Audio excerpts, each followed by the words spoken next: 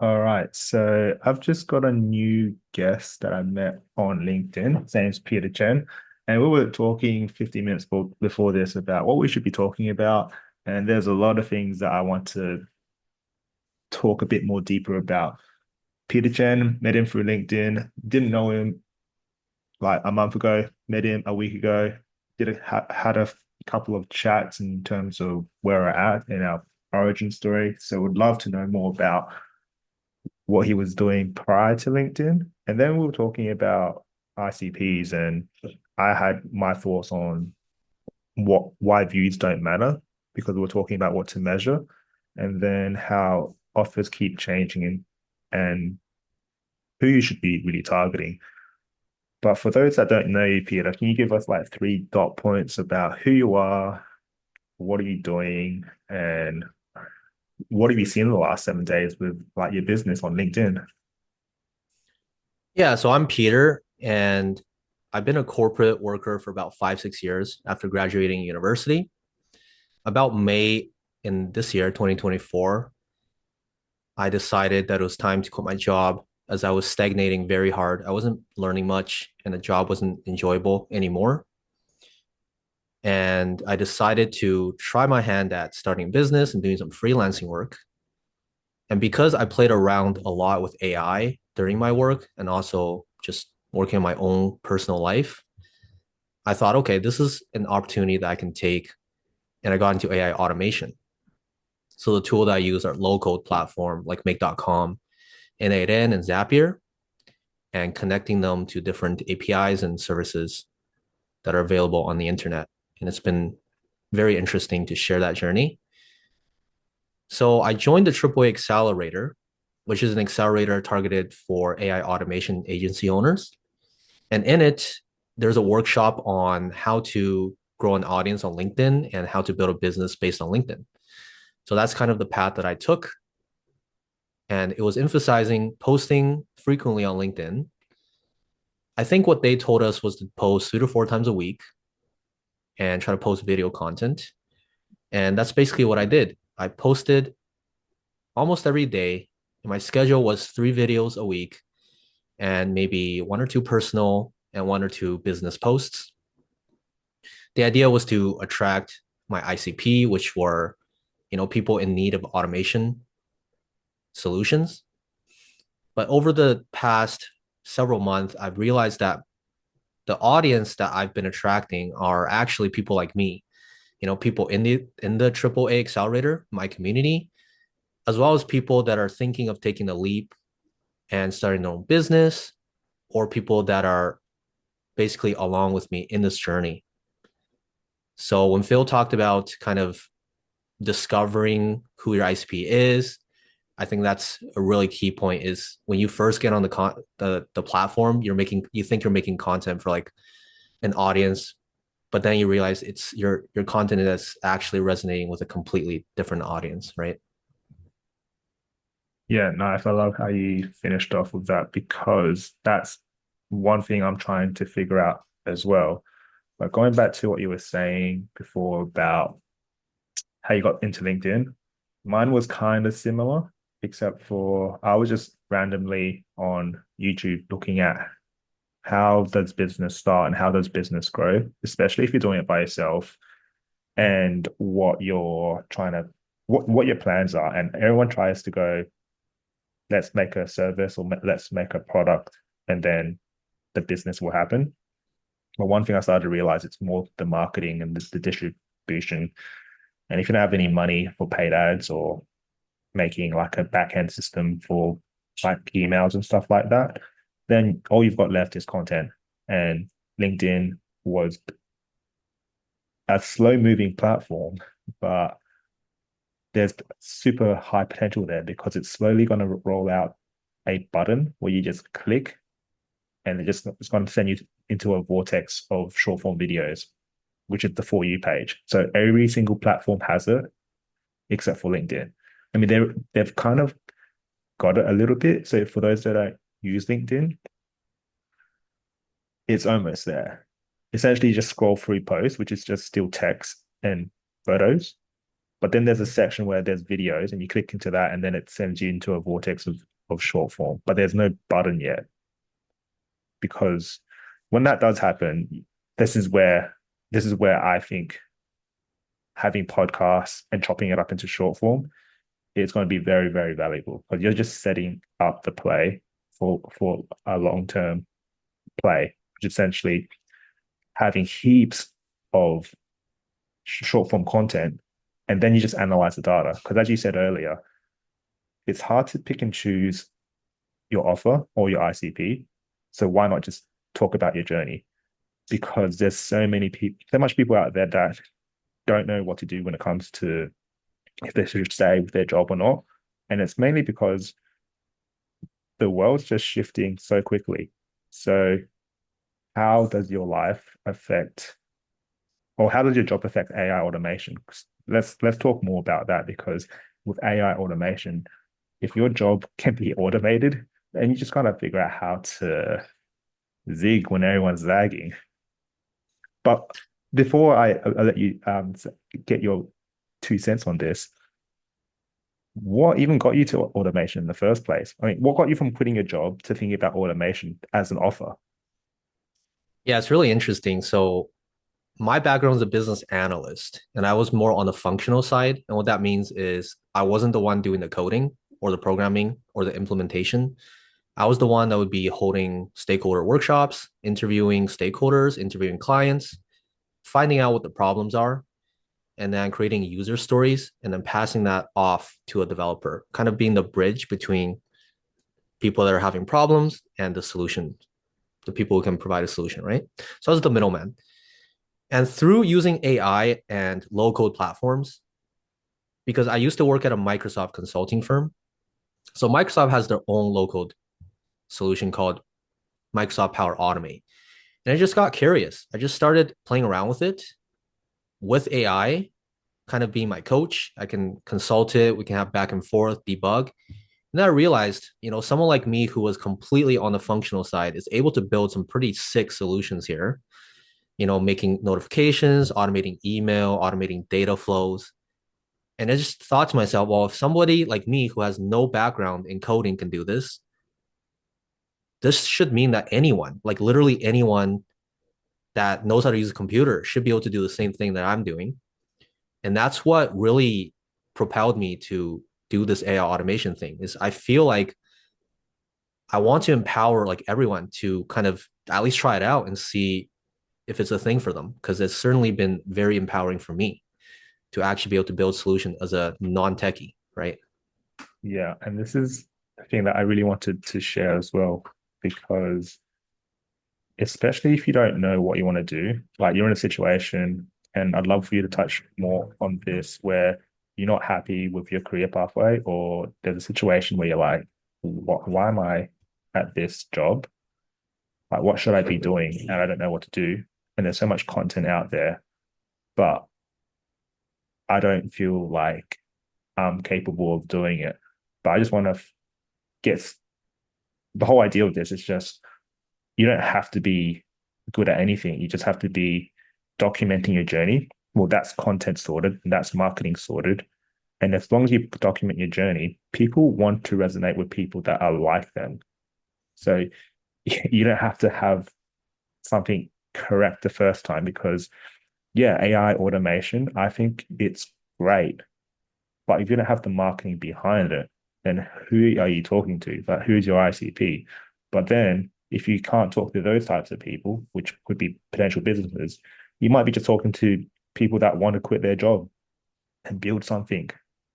So this is essentially why I'm doing podcasts, is just talking to people like yourself and on anyone that's on the journey and on the come up, because people want to see like, okay, Peter just quit his corporate job. I'm in corporate, but I don't even know if I want to quit my corporate job because it's probably like pushy in terms of being comfortable, secure, and the salary isn't too bad. Like I feel pretty safe. Nothing's going to happen, but it's boring. So if you Exactly. want to touch base on your mindset in terms of why did you want to switch from something risky to something from something that was really, really comfortable? Because I know a lot of people will answer it like comfortable was not good. But for you, what was like the tipping point for like I want to take a bit more risk in my life? Yeah, I think for me, it might be a little different from everyone else, where it got to a point where I was so comfortable that I started getting almost depressed. I was getting anhedonia, which is basically the lack of pleasure, right? So what I would do before is I would work maybe like 2, 3 hours a day, finish all my work for the day, and then go play some games and go watch YouTube and kind of just bounce around on like just random stuff, right? And that was actually fine. I did that for many years and it served me. But it got to a point where my brain was like, wait, this is actually isn't fun anymore. So I would open up a game, right? Normally, games are very fun and addictive, but I'll open up a game and I would face a challenge in the game, like a boss I can't beat or whatever. Normally, people are like, okay, I'm in, I'm locked in, I want to beat the boss. I would just close the game. I'd be like, nope, this is a challenge. I don't want a challenge, and I would just close it. So basically, what am I even living for at that point, right? So I was thinking, okay, my job is boring, but at least if I had hobby outside of my work, I could focus on that. Okay, now my hobby isn't even engaging me anymore. What am I actually doing? There's nothing left. And because I was at that point, it really pushed me past that threshold of this is uncomfortable, but going back to where it was is just not working, right? So you kind of pick the what do you call it, like the devil, like the worst best of both world. I don't know. I'm losing my the vocabulary. I think you know what I mean though, right? So I decided Yeah. to, yeah, So you're picking your poison because, pick your poison. Yeah, yeah, yeah. yeah, I'm not too sure. Again, I've just met Pete a week ago, and for those that don't know what to do in terms of content, this is my play because I feel like it is really working. If you don't know what to create, because probably one, you're not good on camera, or two, you've run out of ideas. The things that I'm doing is one, interviewing people just to relate, which I feel like it's really powerful because you just get content for almost like 3 weeks that you can repurpose, which I can repurpose this whole entire podcast into different types of short form. And that's all just about redistribution because the whole entire game is redistribution. And what Pete was talking about for those that were following is pick your poison or pick which kind of sacrifice you want. So one type of sacrifice is you do nothing and you be comfortable. So you're sacrificing risk for comfort, or the reverse of that is you're taking risks for the reward. As they say, the bigger the risk, the bigger the reward. And for everyone that is not taking business as because business is risky, it's not easy. Because if everyone was doing business, if business was easy, sorry, everybody would be doing business. But the whole preface in terms of what you see on YouTube is you just see highlights. You're not seeing this section.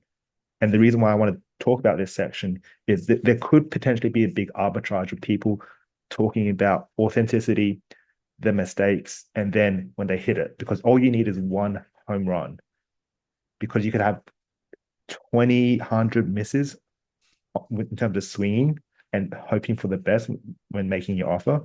But a lot of the times it's not going to succeed. But you just need one thing to succeed and then you're off.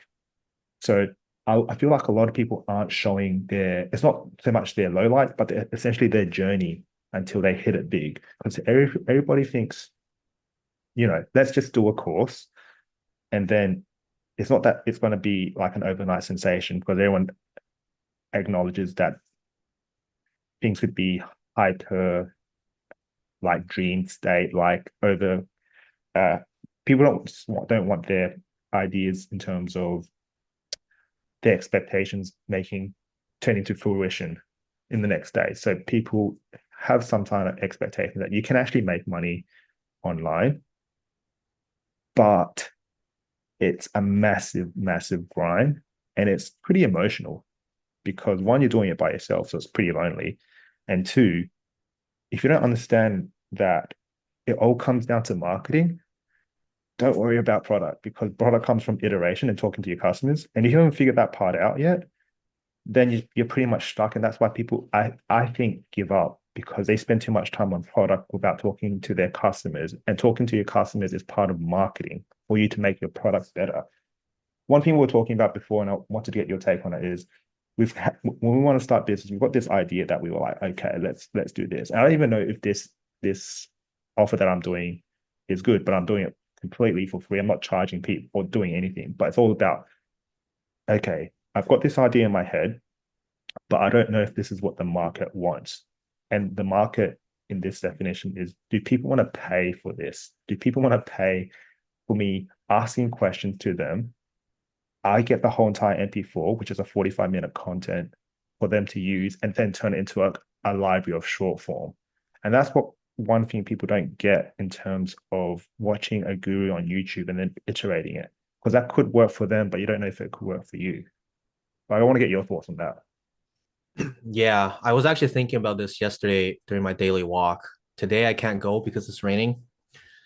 I usually take a walk every day and just think and just talk to myself to try to organize my thoughts. But this perfect point you brought up is, you go online and you look at these headers like, oh, I make 100K a month by doing this, and I did it in this many hours.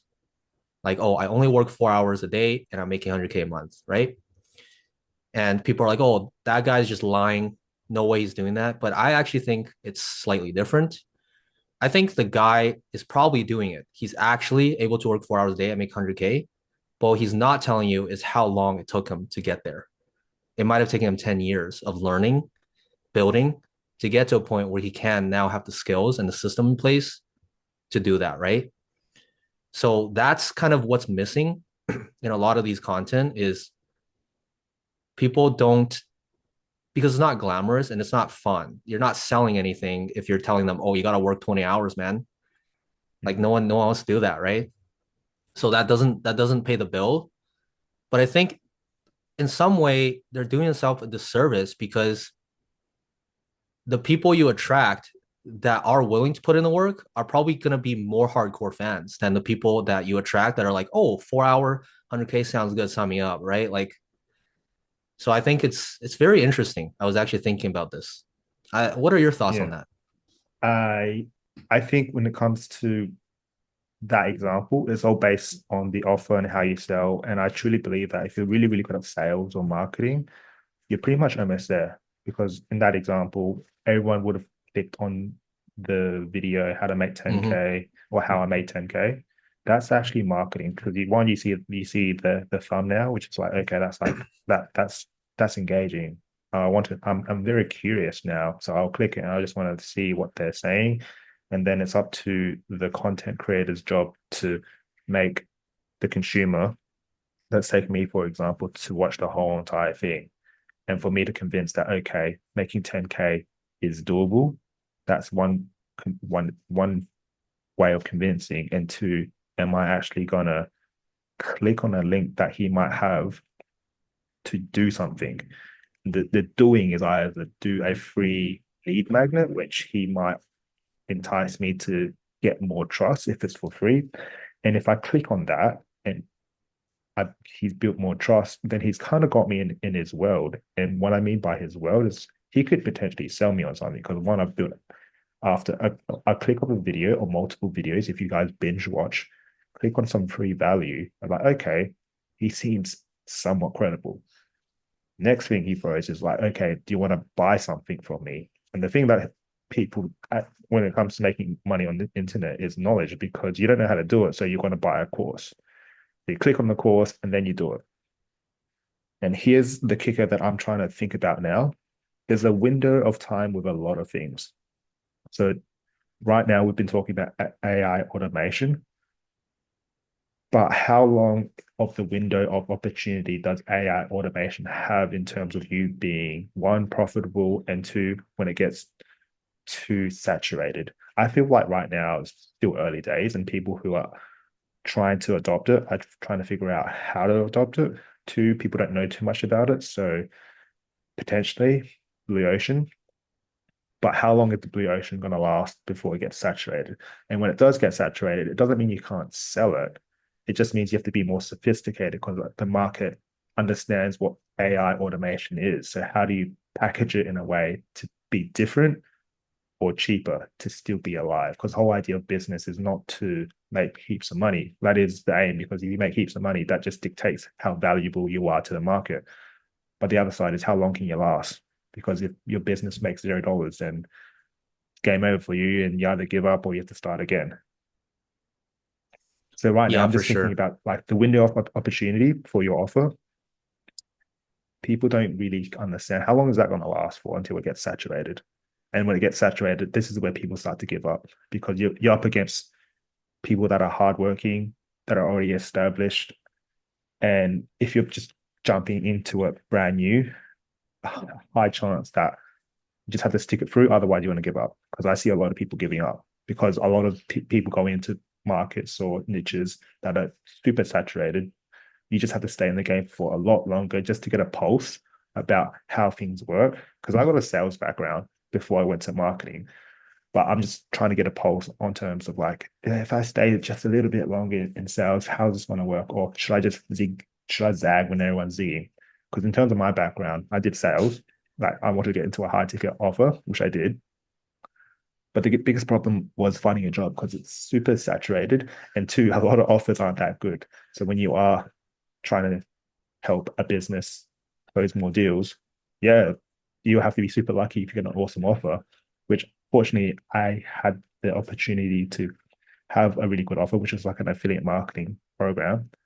I got to see the other end, which was not a good offer, which was the guy didn't have good marketing. And that got me to really think about he had a really good product, like amazing product that was way better than the affiliate marketing person.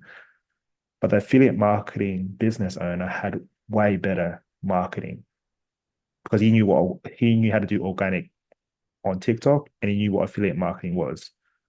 So that's what really got me into like, okay, I need to understand how marketing is. If it's content, I need to understand that it is a long play. But if you can start building that muscle and start just making a consistent thing, like imagine if you made content consistently for 365 days, like surely something's going to happen like this time next year. Yeah, for sure. I was thinking about this a lot too. And I think it almost doesn't really matter. I mean, I actually went to Justin Welsh's courses. I don't know if you know Justin Welsh. He's a pretty big LinkedIn influencer, right? For those that don't know, just give us just a brief background about Justin Welsh. Yeah, so Justin Welsh was a like a startup person. He did a lot of startups and he grew a lot of startups. So he had a lot of experience in like the startup world and the venture capital world. And then long story short, he got burned out after like 10 years of doing that. So he decided to go on LinkedIn and start his personal brand. Took him about 3 years to get to his point now. And he's made almost 8 figures on just selling his expertise of how do you grow on LinkedIn, right? And one thing he talked about was it's like a long-term play. People are here for you and you are the most profitable niche. So instead of trying to jump, I know you talked a little bit about, this AI automation thing, how long is it going to last? And I think you're right. These specific hype cycles will, the Gartner hype cycle goes up and down, right? And I think the way that Justin Welsh has taught me was exactly what you said. You kind of just like share your journey, right? You might pivot. Maybe you're not doing AI automation anymore, but the skills that you learn from building on these platforms will translate to more and more things down the line that you can then leverage, right? So for me, I'm also thinking about what do I enjoy in the sense that I can actually produce content for 365 days, right? Because if you're making content that you yourself don't enjoy making, at some point it's much easier to burn out and you'll give up. So it's really finding that balance of what do you enjoy doing and what do you enjoy sharing to the world and what do you think provides value. There's like a balancing act there for sure.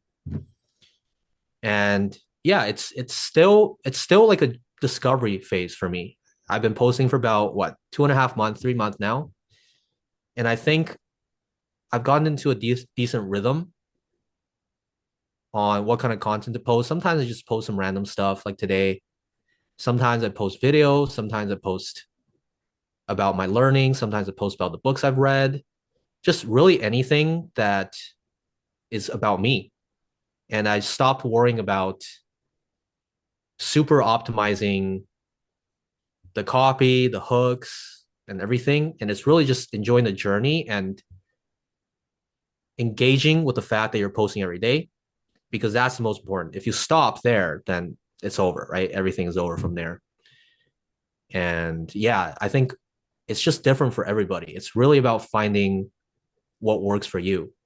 And I think that's like a really hard thing because everyone wants to look at what everyone else is doing, what's working, what's not, and they don't take a step back and figure out, okay, is this actually going to even work for me? Like, is this person's advice that worked for him Mm. actually going to work for me? And that's number one. And if it does work for me, am I even going to be able to execute on that level? Because let's face it, like some of these tips and stuff that people give you, they have knowledge that are stacked up over the years that you don't have access to, or knowledge or experience, one or the other, right? So it's really just about what works for you and finding that out for yourself. It's just a discovery. Even Justin Welsh, who by all means is a successful person on LinkedIn, he's still figuring stuff out to every day. And I bet in a couple of years have a new course come out that's like, oh, these are the new lessons I've learned, right? So it's a continuous journey. Definitely.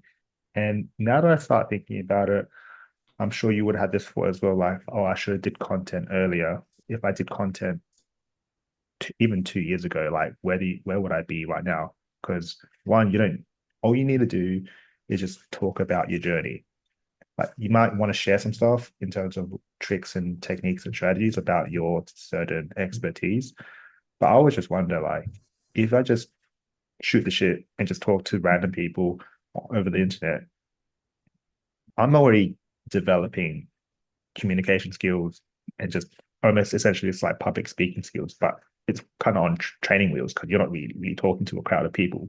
But one, you're still developing the skill of talking on the fly, which I feel like a lot of people who are consuming content, they're not using any communication skill as well. All they're doing is just listening to content. But what you were saying earlier in terms of how to go from your ordinary, typical career pathway to entrepreneurship, I've started to really use concepts of business and marketing in terms of how you don't give up because the ultimate game is not to give up. So it's all about layering.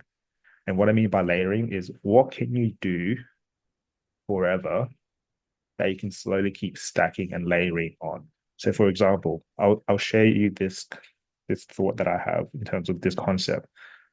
I like listening to podcasts. Okay, so right now I am a consumer because I can do that forever. I can just listen Mm-hmm. to information forever. Like it's not hard. Might be hard for some people, but for me, I just love information. I love learning. But there's now we've got a fork in the road. Either one, you keep listening to information and podcasts and you don't do anything about it, or two, you listen to the information and you do something about it. There's one path, you stay as a consumer and it becomes junk food because essentially you think something's happening because you're gathering information. But on the other end, what are you doing with this information? It's almost like entertainment. It turns into entertainment. But the whole idea of information is you take it and you change your behavior. The fork in the road that I had was either one, I thought I was getting smarter, or I thought something was happening because I was accepting heaps of information that I've never accepted prior to listening to podcasts.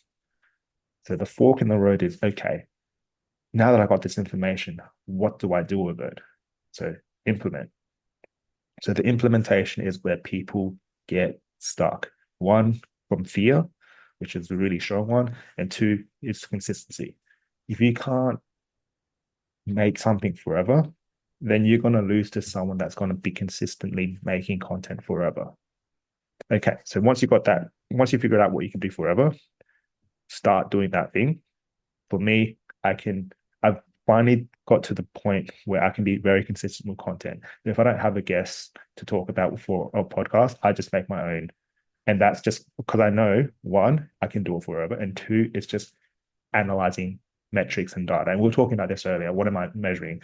Well, ultimately, I love to measure how many people are booking calls from a Calendly link to from a video. Because essentially my funnel would be who watches my content via short form or long form and who clicks the button to book an appointment with me. That would be awesome. But if I don't have that measuring stick yet, it's all about engagement. And then we're talking about, okay, who cares? It does care, but at this stage, who is watching your content? So this goes back to me not leveraging or focusing on having scripts because I'm leveraging on the journey. And the journey is mistakes are going to happen, filler words are going to happen, and sometimes your brain can't even think, and then therefore you can't talk. So that's all your authenticity. And people who want to see this is like, okay, this guy just started 3 months ago. This is what it looks like. Or this for me, for LinkedIn, I started, this is my third week. Okay, this is what 3 weeks looks like in LinkedIn. How do I optimize that? Or do I just listen? Because now I know what 3 weeks looks like, or I know what 3 months looks like. That's what that's the general guideline in terms of organic or content creation.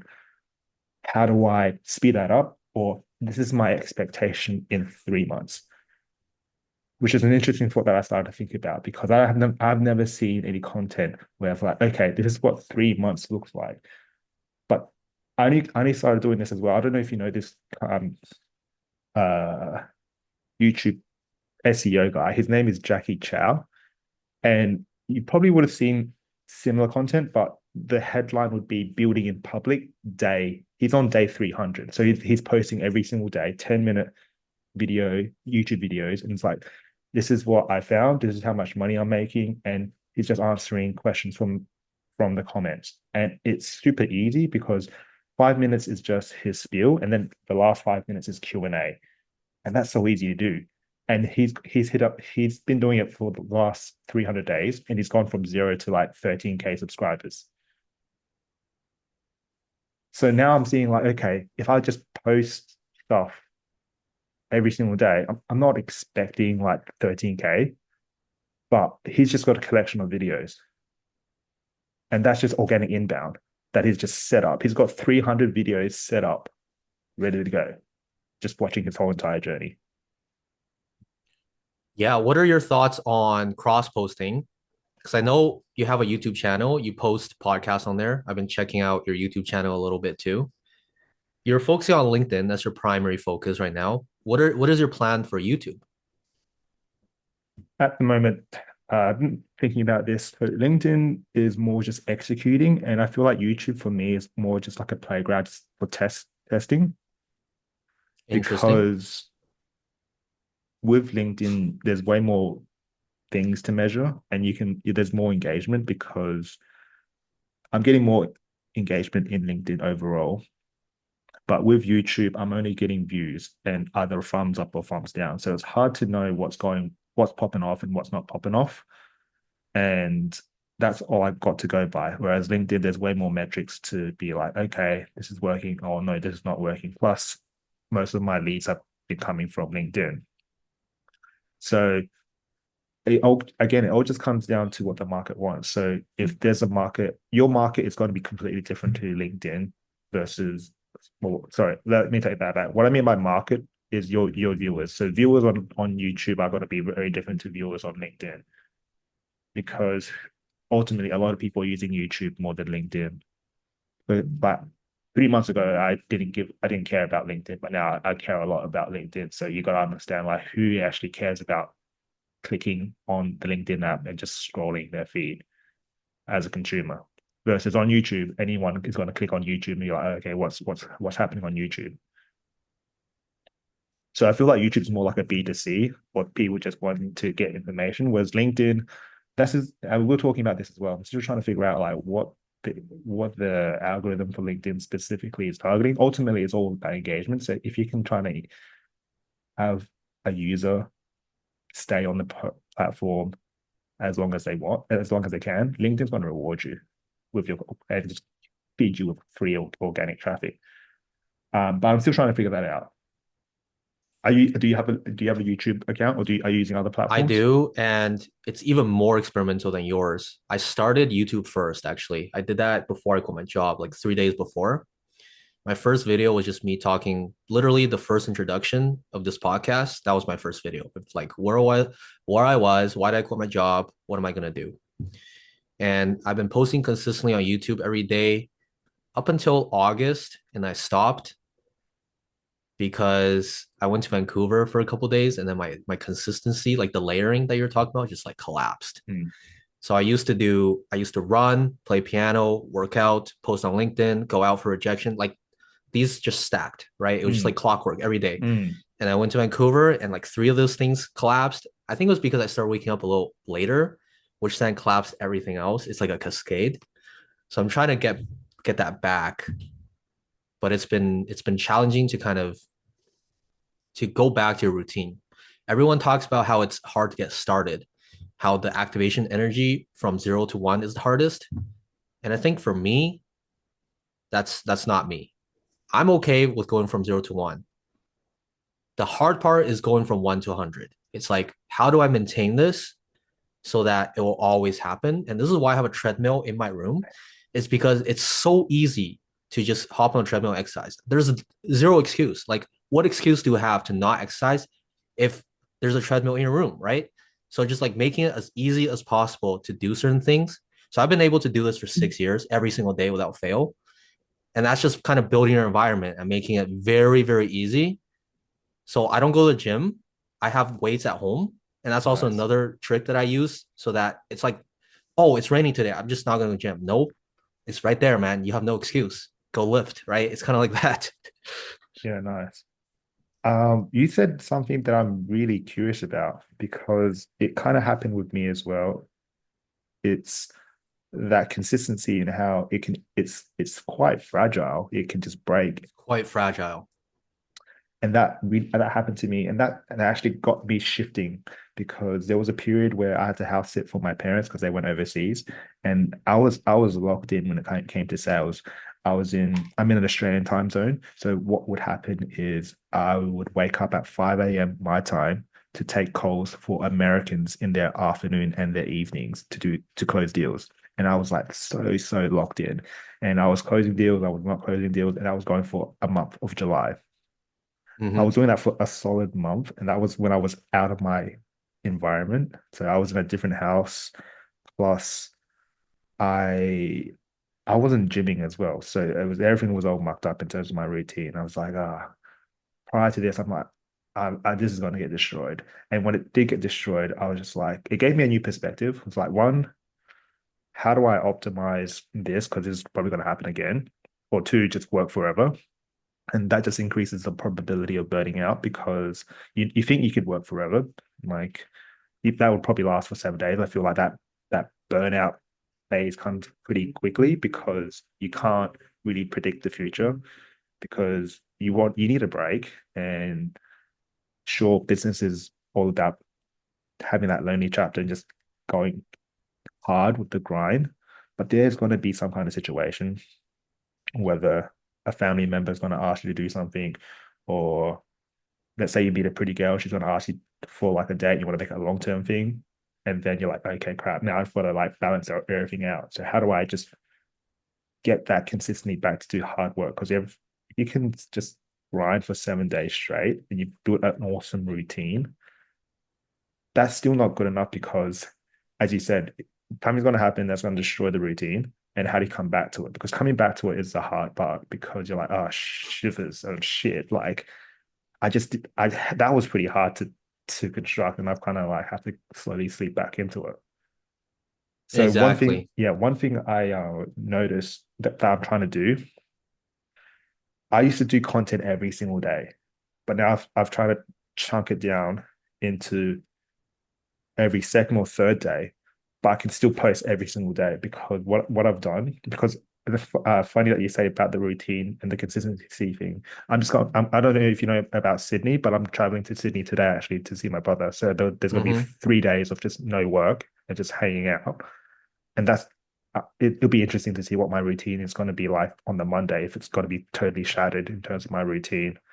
But I've got content ready to go for today, tomorrow, and Sunday of me just not working. And that's just me just building this whole content library of myself and podcasts up to be like, okay, if this does happen, I do have a buffer of 3 or 4 days.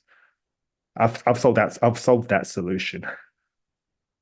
So I've got content ready, like going back to what you said about LinkedIn, what am I optimizing for? I'm picking LinkedIn over YouTube because currently right now I've got short form content ready to roll till the next 8 days. So if anything happens, like it's all good to go.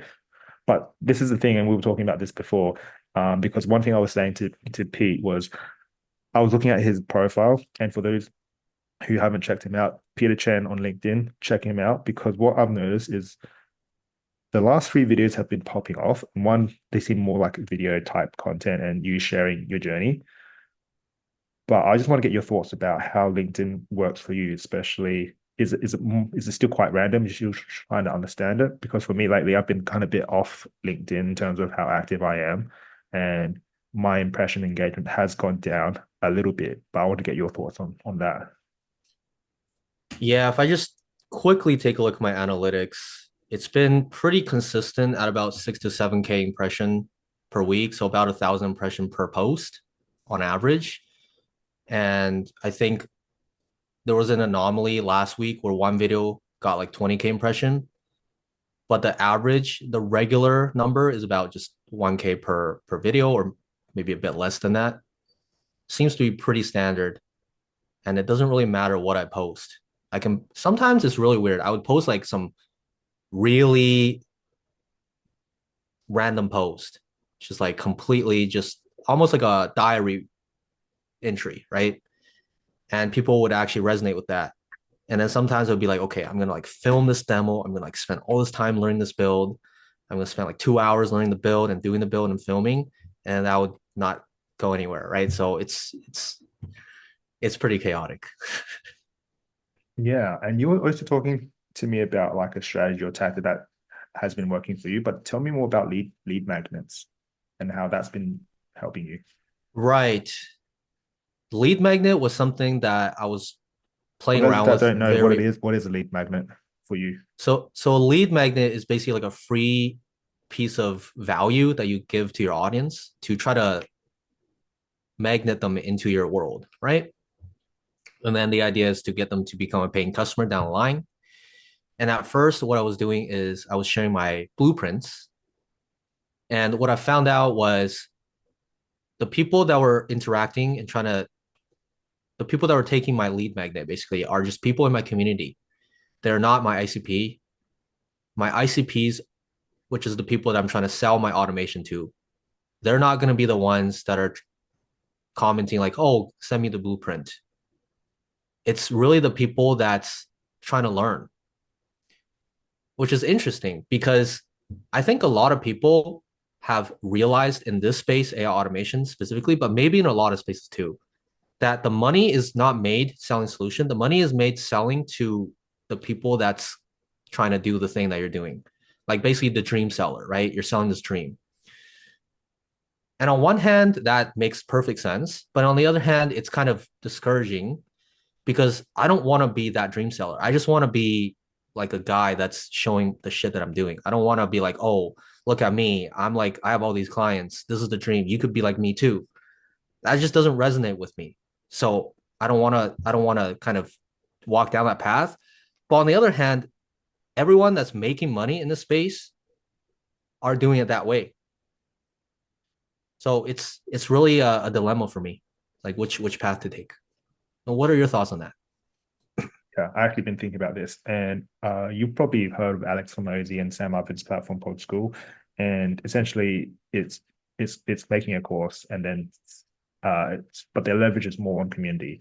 So the way I've interpreted it is if you follow Sam Ovens and Alex Hormozy, they're all about business, and their strategy is give the best thing away for free.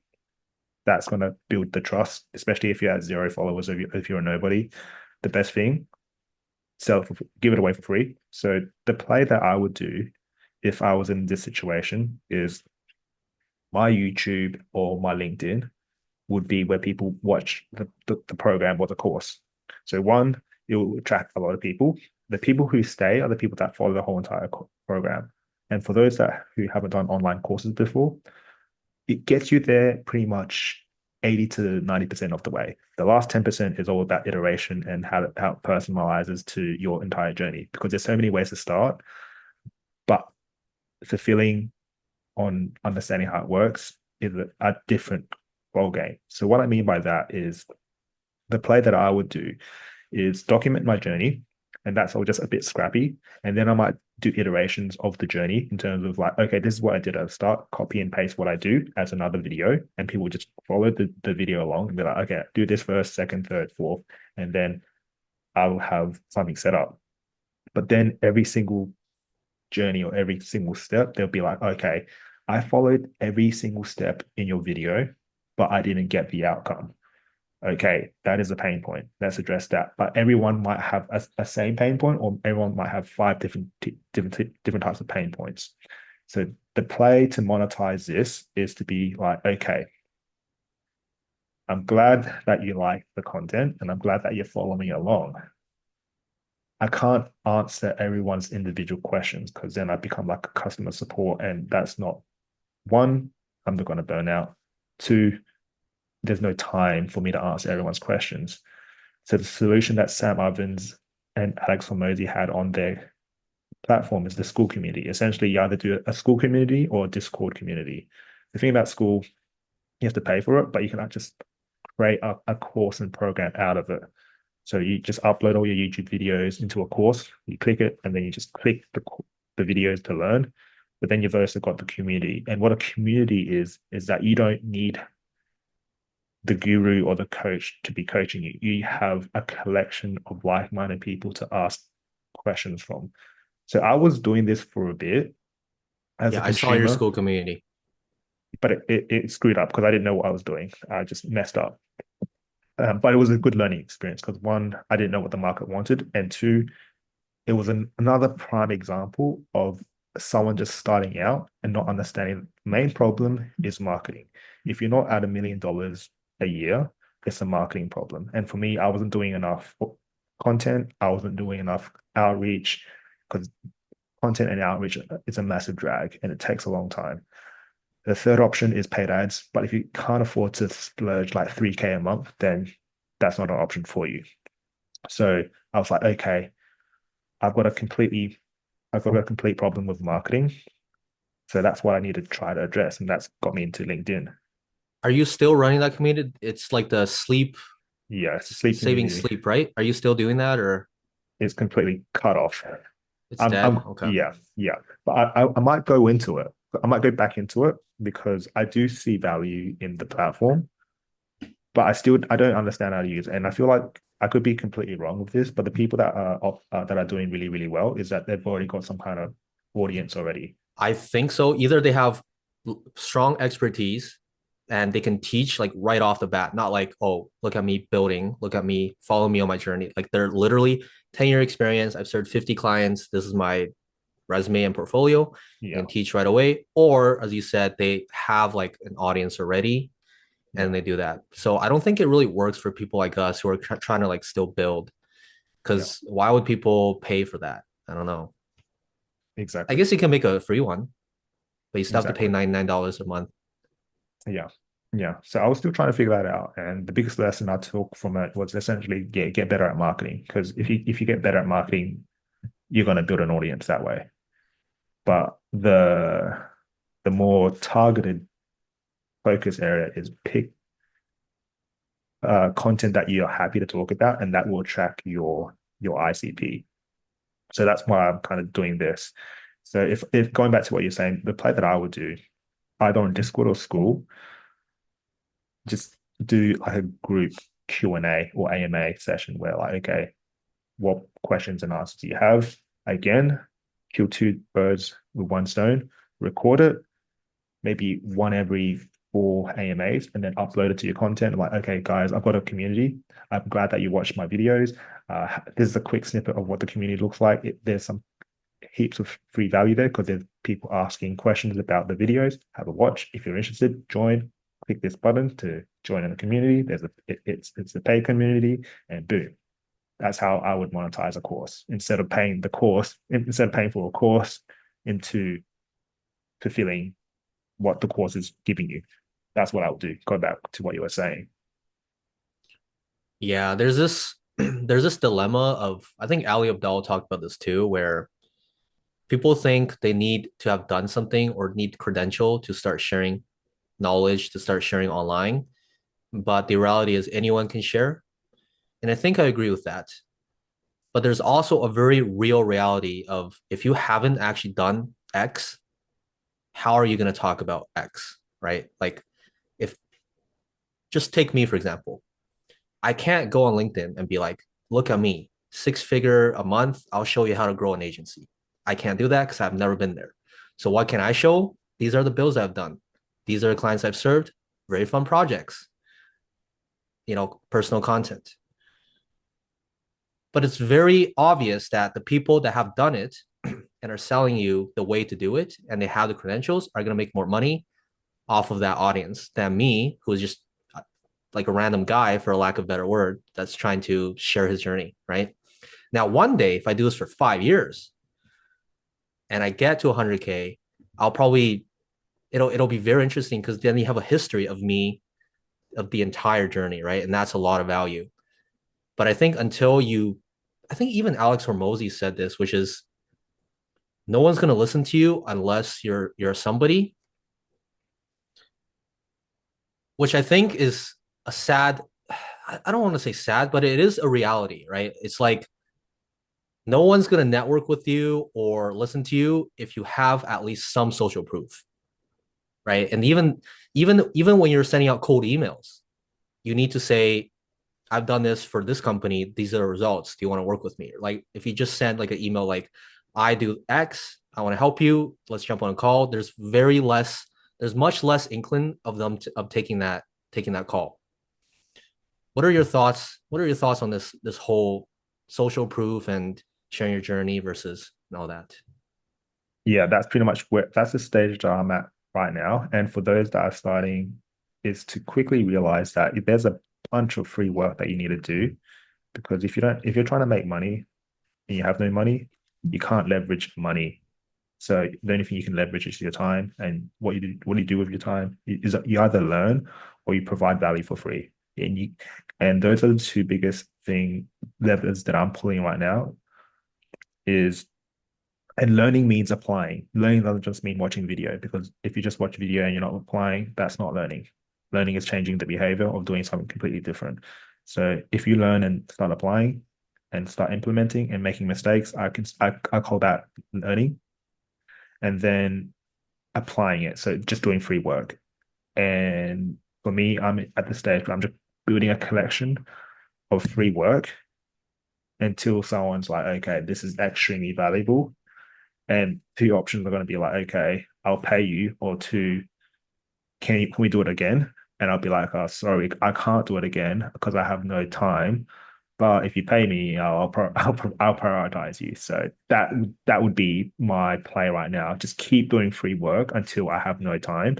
And again, I'm optimizing this because if I'm doing free work, I'm going back to the example of, okay, I've got heaps of content now. I'm just going to repurpose it into short form and just keep eyeing it up into scheduling it for future days, to the point where like I don't have to think about content creation for 2 weeks or 3 weeks. That'd be an awesome goal, because I'm like, okay, everything's all lined up for the next 3 weeks. I can just not think about content and then just let my brain relax for a little bit and just think about nothing, or just think about another strategy. Because if you're just constantly on the treadmill of just like, oh, what cool thing can I talk about, or what cool thing can I provide value for, you've kind of pigeonholed yourself into just making content, which is good. But if you do it for a long period of time, I feel like that's where burnout happens. But what are your thoughts on that? Yeah, I think I agree with that. And I have the exact problem that you're talking about now because my content is either super high effort, like a couple hours at least of doing the build, learning the build, and then filming. And then there's oh, this is me. I went to the backyard and I film a video, right? Mhm. So I need to find a better balance of creating a system where like I can kind of have a podcast and repurpose the content for like the next seven days. That would be amazing. But I'm just not nearly there, right? Like my process is something like I learn a build, takes me an hour or two. I do the build, takes me an hour. I film the build, takes me an hour, and I send it to my sister to edit it, which could take a day or two. It's like a whole process, right? And it just takes way too long for me to make like 10 of these at once and then schedule them out. Definitely. definitely. And I need the idea too, right? Like, Hmm, for sure, for sure. And we'll leave on that note because I want to appreciate your time. I know you got some meetings left, but we could talk for hours on this. we could talk for And hours, man. I'd love to have you back on. But for those that want to connect with you, which platforms are you most active in? And I'll drop links for Peter Chen's socials, but where can people find you? Yeah, you can find me on LinkedIn. That's where I'm most active. I have a YouTube channel, but it's mostly just me experimenting. I also did a podcast with one of my friends. We're gonna do that once a month. I think podcast is a really good way to A, do content, and B, just to practice, man. It's really good practice. Exactly. Yeah. Yeah. Well, on that note, Peter, I appreciate your time. Looking forward to have you back on again, and would love to know what your journey is like next time we have a chat. Yeah, same, man. Awesome. Awesome.